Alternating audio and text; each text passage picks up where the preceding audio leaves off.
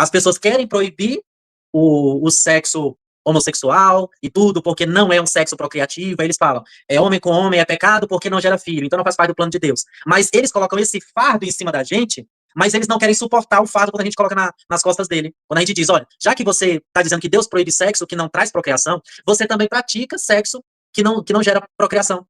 Você faz sexo com camisinha, você faz sexo com métodos contraceptivos. Então, você coloca algo sobre nós que, quando é colocado sobre você, também não se aplica. Você mesmo não consegue observar aquilo que você impõe sobre os outros. Então, Verdade, não tem. aplicável. Quem estão sendo condenados nesse texto? Vamos lá, no versículo 18 ao 23, nós vamos ler e nós vamos perceber que quem nega o Deus revelado pela criação e faz seus próprios deuses. São essas pessoas que são condenadas. As pessoas que deixam Deus e agora elas começam a idolatrar outros deuses.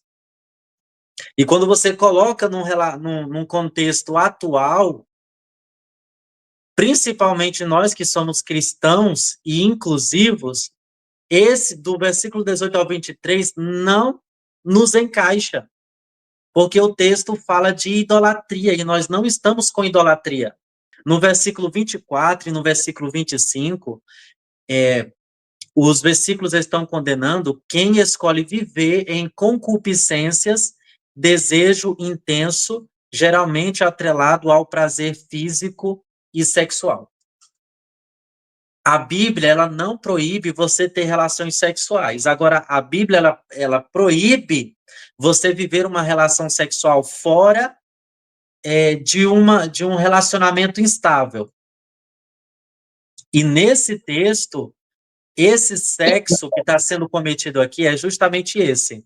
Pessoas casadas saíram dos seus relacionamentos e foram praticar sexo com outras pessoas dentro de um culto idolátrico.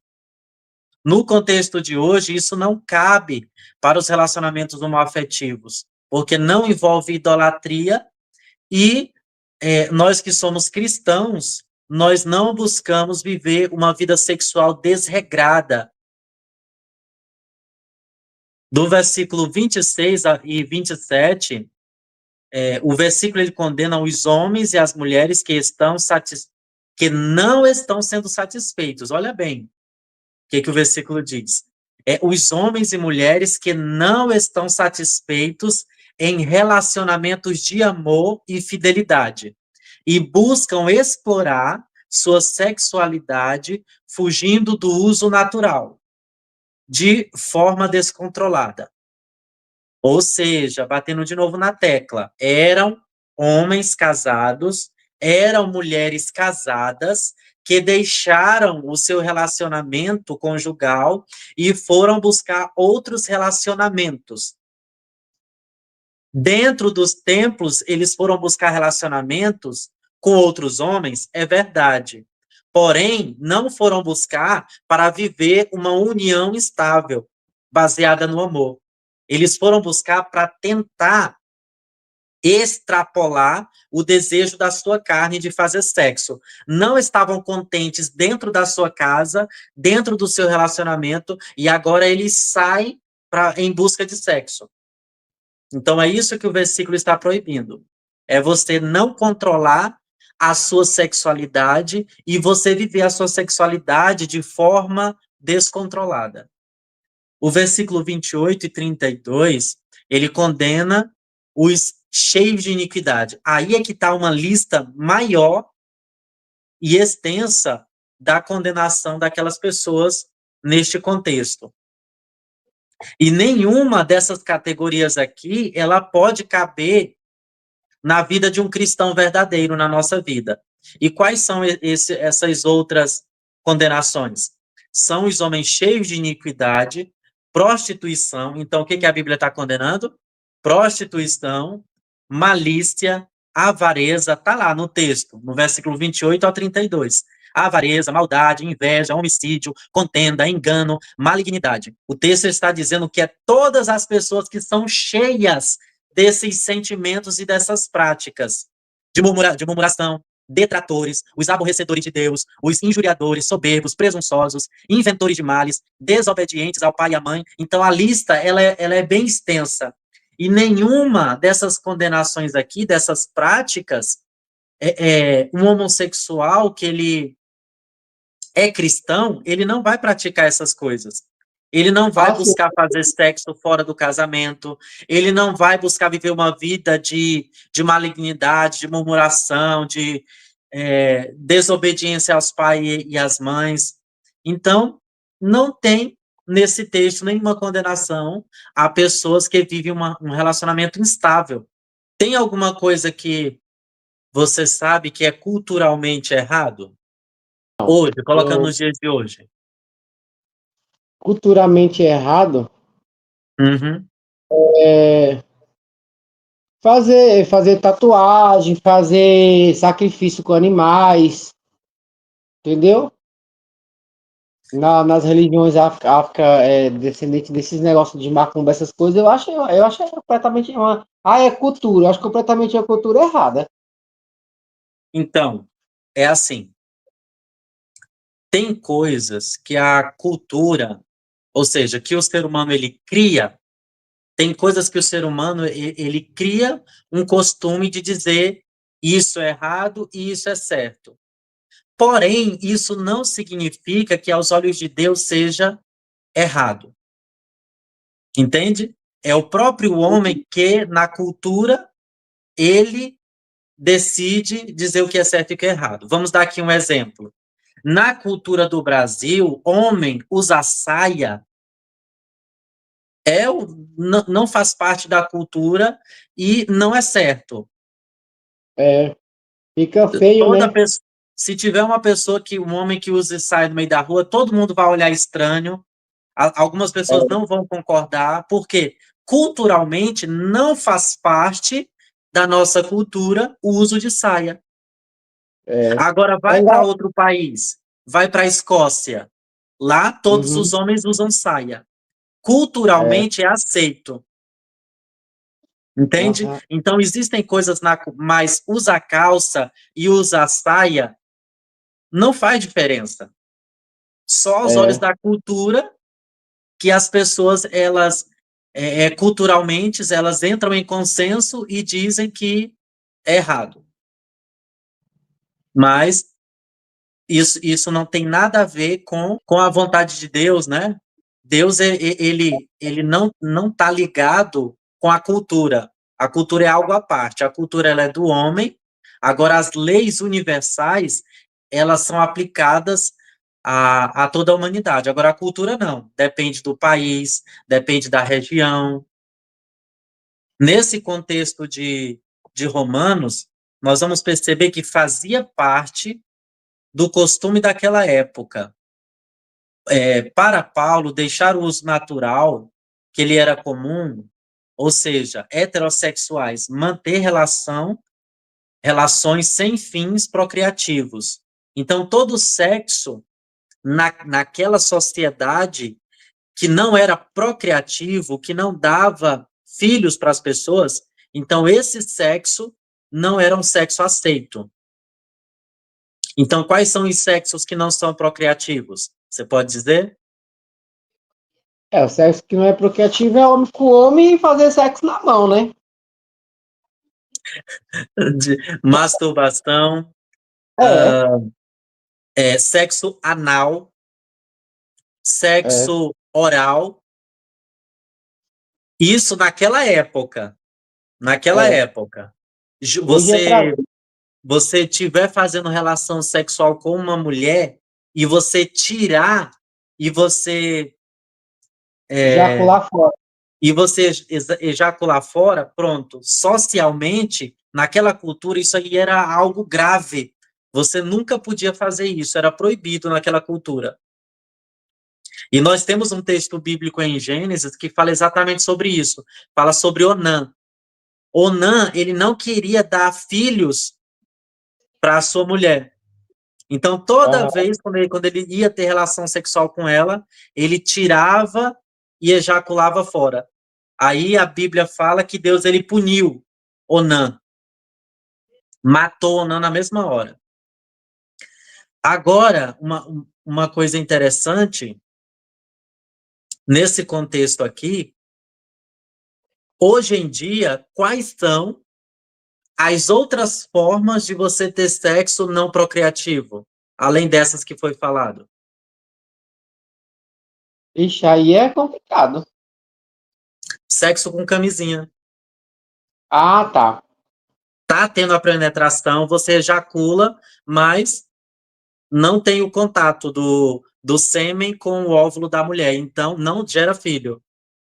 Então, Ah, sexo entendeu. com camisinha, outros métodos contraceptivos, né, da mulher, a pílula, o É, DIU, todas as formas de contraceptivas. E agora, e nós estamos falando de cultura, lembra? Naquela aham, cultura, todos esses sexo oral, sexo anal, era, era condenável. Aí as pessoas querem pegar esses textos que naquela cultura era condenável e querem dizer, olha, não é condenável isso aí e tal, mas quando nós vamos analisar todo o contexto, eles não querem praticar isso hoje.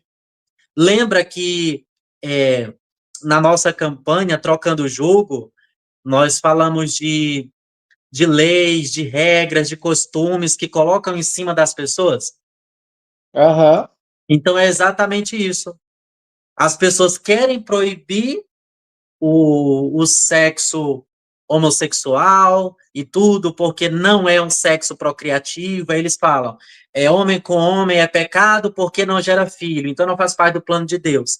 Mas eles colocam esse fardo em cima da gente, mas eles não querem suportar o fardo quando a gente coloca nas costas dele. Quando a gente diz, olha, já que você está dizendo que Deus proíbe sexo que não traz procriação, você também pratica sexo que não gera procriação.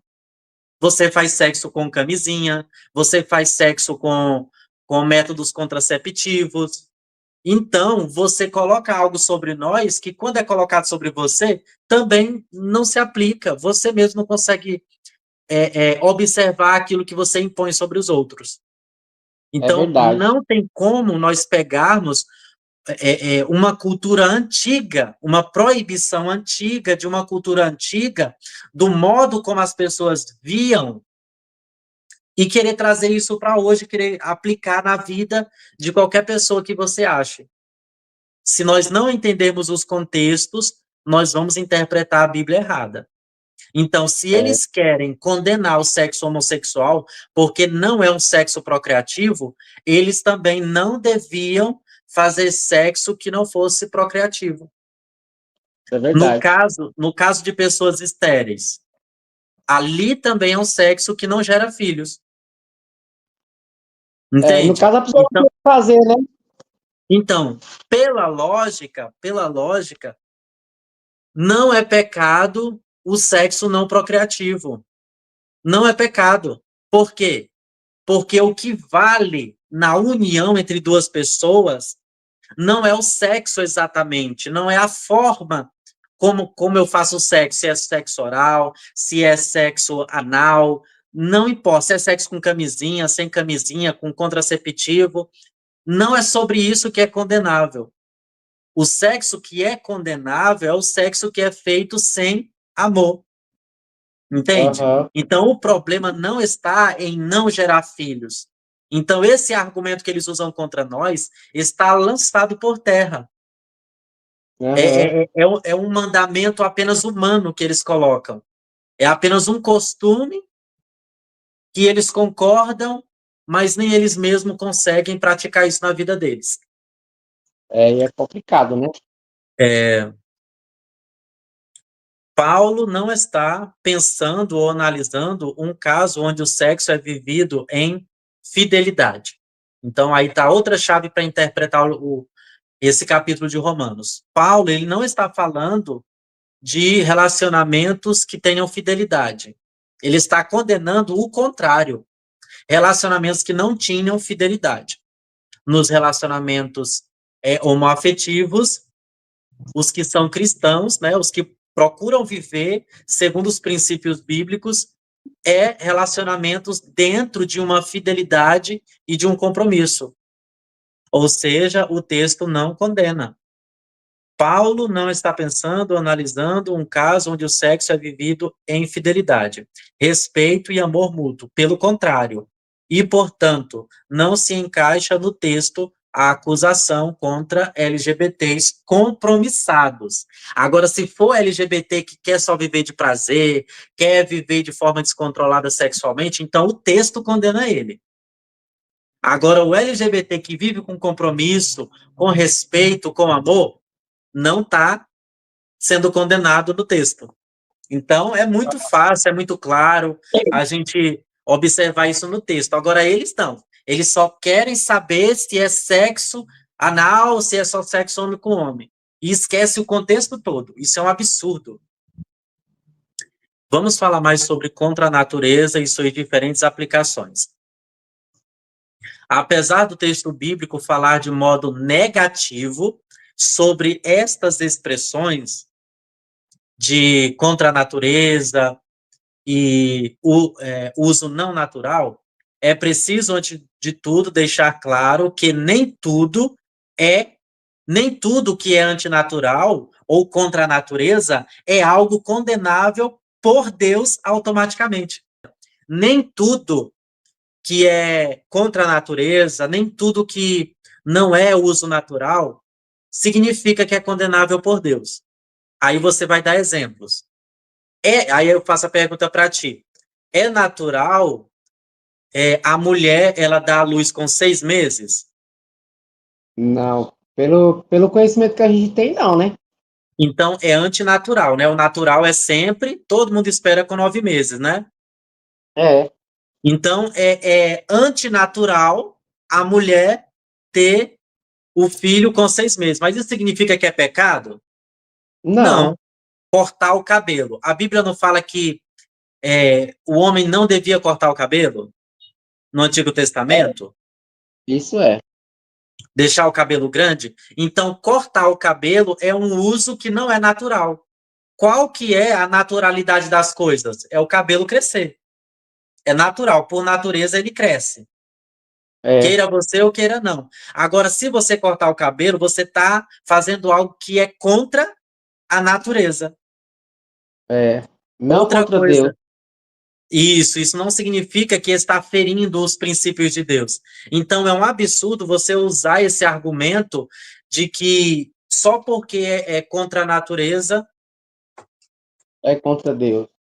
Então, você entendeu essa parte aí, amado, desse argumento de coisas que não são de uso natural e são contra a natureza? Então, nós percebemos que tudo faz parte de um costume. É.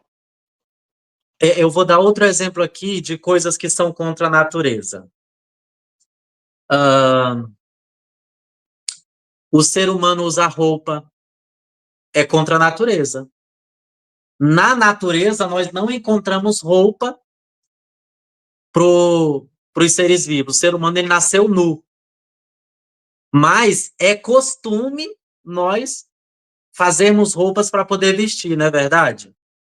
É. Então, é contra a natureza nós usarmos roupa. Mas isso não significa. Então, tudo isso é costume, tudo isso é cultura. E a Bíblia, quando ela condena culturalmente.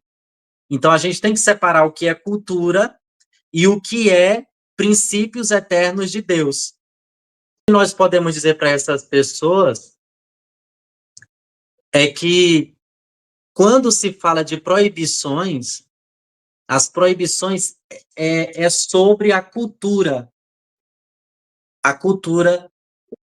da época. Quando Paulo, nas suas cartas, ele proíbe a mulher de ficar com a cabeça descoberta, de não usar o véu, isso não é um mandamento universal. Aquilo ali era uma proibição cultural da época. Agora os fundamentalistas, eles não querem enxergar que essa proibição aqui ela é cultural. é uma proibição que fala de idolatria, era como o povo vivia naquela época, baseado na idolatria e baseado em princípios culturais que eram mal vistos naquela época. Então, os Aham. fundamentalistas hoje, eles não querem enxergar essa proibição cultural. Eles pegam uma proibição cultural e colocam como uma proibição divina. E é totalmente diferente. A cultura, ela é passageira. A cultura, os costumes, eles são passageiros. Em décadas passadas, né, muito tempo atrás, a mulher, ela não podia usar calça. Até no contexto brasileiro, não tinha mulher com calça. A gente não pode pegar um costume e fixar isso. Olha, esse é o nosso costume e é porque Deus, ele não quer que seja dessa forma. Interpretar a Bíblia dessa forma é totalmente errada, porque nós ignoramos todo o contexto e pegamos algo que é da cultura e colocamos como princípio divino. E se nós formos pegar tudo que for cultura e colocar como princípio divino, a gente vai estar lascado. Tipo as questões que foi falada, né? Nós não poderíamos cortar o cabelo, nós não poderíamos comer carne de porco, não poderíamos vestir roupas com 2 tecidos diferentes, tudo da cultura antiga nós teríamos que trazer para hoje. E aí é que gera o problema, né? Na hora de interpretar a Bíblia, a gente tem que fazer distinção das coisas, né? O costume que passou e costume que é humano, né? E que não é princípio divino. Então, deixa eu ver aqui. Tá. Mais antinaturais. Então, todas aquelas coisas que eu já tinha falado para você, de usos que não são naturais, ou coisas que são contra a natureza, aí eu coloquei uma lista aqui dessas coisas. Então, coisas que não são contra a natureza. A esterilidade, métodos contraceptivos, a própria tatuagem que foi falado. O ser humano, ele não nasce com tatuagem. Então, é contra a natureza do homem ele ter uma tatuagem. A tatuagem é algo que ele coloca sobre ele. Então, isso também é antinatural, é contra a natureza. Usar roupas é contra a natureza. Nenhum ser humano nasce já vestido. Então, a natureza fez o ser humano nu, sem roupa. O natural é nu. Entendeu? Então, contra a natureza é você usar roupa, medicamentos farmacológicos. Todos os medicamentos que a gente compra na farmácia, eles são antinaturais. Por quê? Porque eles são manipulados. Não é a natureza quem produz eles. É o ser humano, com a tecnologia, com a ciência, que manipula a natureza e cria algo que não existia na natureza. Então, isso também é contra a natureza. As desordens pós-queda. As desordens pós-queda, elas também são contra a natureza. O que aconteceu depois que Adão e Eva pecou? O que Deus falou que iria acontecer com a terra? O que iria acontecer com eles?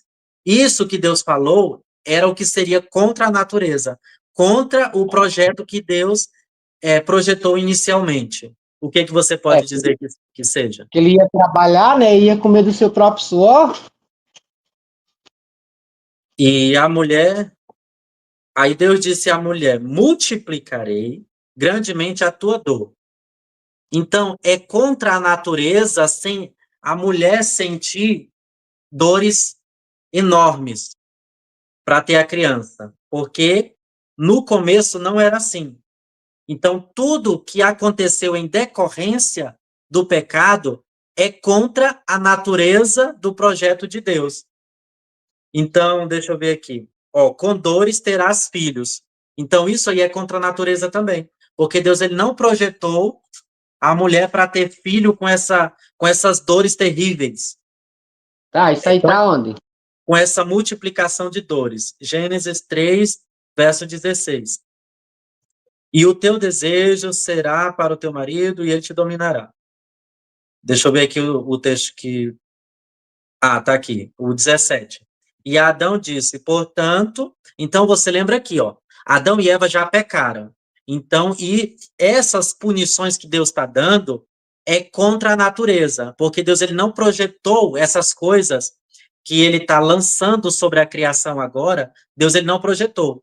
Deus só está lançando essas coisas porque por causa do pecado. Então, além das multiplicações das dores, o que mais que é contra a natureza aqui? O 18. Espinhos e cardos também te produzirá. O que nós podemos perceber nesse versículo? Antes da queda, não havia espinhos. Não havia planta com espinhos, não havia rosas com espinhos. Os espinhos, eles foram consequências do pecado. Quando você vê uma rosa com espinhos, isso é antinatural também. Porque antes do pecado, não havia rosas com espinho. Espinhos e Ah, cardos também te produzirá. A terra não produzia espinhos. Ela só começou a produzir espinhos depois do pecado. Isso é antinatural também. E se eu pegar isso e dizer, olha, se espinhos são antinaturais, então espinhos é pecado, é não sei o quê. Ninguém quer considerar essas coisas como pecado. Quer considerar como coisas naturais. Mas o texto está dizendo que não é natural existir espinhos na terra. E comerás a erva do campo, do suor do seu rosto comerás o teu pão. Agora, outra consequência do pecado é você ter que suar agora para você conseguir o seu alimento. Então, não somente essas coisas que eu falei, mas tantas outras são coisas antinaturais. aham. Outra coisa que é antinatural também, os alimentos transgênicos de origem vegetal e animal também são antinaturais. Ou seja, tudo que a humanidade constrói ou modifica da natureza é antinatural.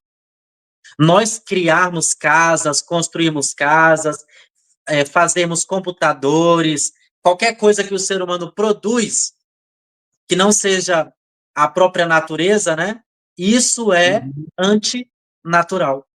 Tá vendo como é perigoso a gente pegar coisas que são antinaturais e querer dizer que isso é uma regra como punição que você está pecando se você praticar essas coisas? Então é muito complicado. Existe muita coisa que é antinatural que nós não enxergamos isso como pecado. Então É, é algo para a gente poder analisar e saber que quando a gente for interpretar um texto bíblico, a gente tem que ter essa consciência, né? é verdade. A intenção do Criador para a natureza. Com base no que já foi exposto até aqui, usar o argumento de que Paulo se refere a uma intenção do Criador ao se referir a natural e não natural, geram complicações ainda maiores para a interpretação bíblica. Então, toda vez que Ah, alguém dizer, olha, o pecado, o sexo de homem com homem é contra a natureza, Deus ele não projetou isso para o ser humano fazer sexo com outro um homem fazer sexo com outro homem. Existem tantas as coisas que Deus não projetou e que a gente faz e que Deus não condena. E por que, que a gente quer falar que sexo de homem com homem é contra a natureza? isso é Então, é verdade. isso que eles têm que enxergar. É preferível nós assumirmos os aspectos culturais do texto como sexo idolátrico. Então, é mais preferível a gente interpretar o texto como sexo idolátrico, exaustiva sede de sexo dos romanos e aquela cosmovisão ultrapassada de sexo não reprodutivo, como socialmente rechaçada. Então, aquilo que a cultura proíbe, talvez seja o que Deus ele não proíbe. Então, a gente tem que separar o que é um princípio divino, o que é um mandamento divino, do que é um mandamento humano, de uma cultura humana, de uma ótica totalmente humana. Isso é verdade. Nos textos de 1 Timóteo 1, 9 e 10, vai falar sobre os efeminados. A tradução, a melhor tradução para aquele texto é garoto de programa, libertino, indisciplinado e frouxo. Seu Então, frouxo. toda pessoa frouxa, ela é um afeminado. Existe homem que ele é hétero, mas que ele é frouxo. Então, ele é um afeminado. É. Porque a palavra malakoi, que tá lá em 1 Timóteo 1, 9 e 10, a palavra malakoi, ela significa justamente isso, frouxo. Um garoto de programa, libertino ou indisciplinado. Literalmente, mole, macio, delicado. Homens inferiores aos demais, não exibiam força e poder pelo comportamento e trajes. Hoje, quando um homem ele é casado com uma mulher e essa mulher manda no homem, ela tem mais autoridade do homem, e o homem ele é frouxo, então o texto está falando desse homem também. Aham.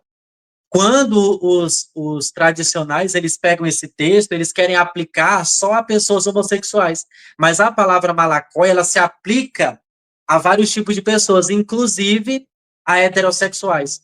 Nesse exemplo que eu te dei, né? De uma mulher que ela é machona, ela quer mandar no marido, e o marido ele é frouxo. Então, o texto condenaria ele também. Em 1 Coríntios 6:9, fala sobre os abusadores. Traduções possíveis para arsenokoitai. Então, nós já vimos o significado de malakoi, né? Que é garoto de programa, libertino, indisciplinado sexualmente e frouxo. Agora nós vemos outro termo, que é o arsenokoitai, que significa explorador do sexo, molestador de crianças e devassos. Literalmente, aquele que penetra alguém. Mas aquele que penetra alguém é em uma forma agressiva, em uma forma de exploração sexual. Não é qualquer tipo de penetração. É uma penetração que ela é violentadora. Traduzir como homossexual ativo é ir além da vivência da homossexualidade que envolve sentimentos de afeto. A Senokoitai, ele não está falando de um sexo que é baseado nos sentimentos de amor e afeto. O Asenokoitai, ele está falando de um sexo violento e abusivo. Conclusão. Apesar de enfrentar preconceitos dentro e fora da igreja, ninguém deveria chocar-se ao deparar-se com um cristão LGBT ou gay cristão, que vive a fé e não se priva de viver um relacionamento homossexual. Então, as pessoas hoje, elas não deviam ficar chocadas, surpreendidas ou ter preconceito com relacionamentos que a base desse relacionamento é o amor. Elas deviam se chocar, não era com isso, mas era com qualquer tipo de violência, de falta de amor. Carregar este título de cristão homossexual não significa ter que viver uma sentença de luta travada para manter a castidade. Eu sou um cristão gay, mas ninguém pode impor na minha vida que eu não devo me casar com alguém do mesmo sexo. Então, a castidade, ela não é uma obrigação, ela não é uma imposição. A castidade, ou seja, ficar sem sexo, é um dom. Ou você tem esse dom, ou você não tem. Eu não tenho.